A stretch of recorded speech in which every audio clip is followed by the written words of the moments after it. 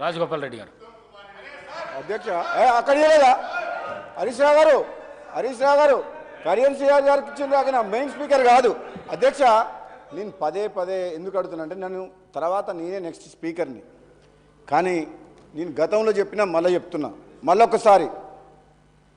మా గౌరవ ముఖ్యమంత్రి గారు, ఉప ముఖ్యమంత్రి గారు, మా నీటిపారుదల శాఖ మంత్రులు, మా సోదరులు వెంకటరెడ్డి గారు, పొన్నం ప్రభాకర్ ఏ విధంగా ప్రజలకు నిజాలని గత 10 ఏళ్లలో ఉమ్మడి ఆంధ్రప్రదేశ్లో తెలంగాణకు జరిగిన అన్యాయం కంటే ఎక్కువ ఈ 10 ఏళ్ల కాలంలో కేసీఆర్ ప్రభుత్వంలో టీఆర్ఎస్ ప్రభుత్వం ఏ విధంగా అన్యాయం చేస్తుందని కళ్ళకు కట్టినట్టు ప్రజెంటేషను మా ఉత్తమ్ కుమార్ రెడ్డి బ్రహ్మాండంగా ఇచ్చి ప్రజలకు పోయింది అధ్యక్ష.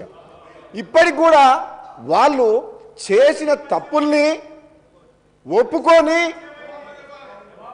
మా కుటుంబ దాహం కోసం, అధికార దాహం కోసం, అవినీతి కోసం ఆ వైఎస్ జగన్ తోటి ఒప్పందం కుదుర్చుకొని ఈ ఎంపీ సీట్లు అయితోటి బీఆర్ఎస్ అనే పార్టీ పెట్టి ప్రధానమంత్రి కావాలి, నేను నా కొడుకుని ఇక్కడికి ముఖ్యమంత్రిని చేయాలని ఒక ఆలోచన, దుర్మార్గమైన ఆలోచనతో తెలంగాణ ప్రజలకు అన్యాయం చేసిన మాట వాస్తవం.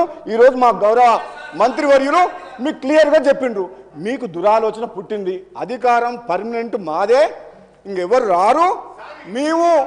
మీరు ఏనాడైతే బీఆర్ఎస్ అని పార్టీ పెట్టి తెలంగాణ పదం తొలగించిండ్రో తెలంగాణ ప్రజలతో ఉన్న పేగుబంధం తెగిపోయింది, మీ పని కథం అయిపోయింది.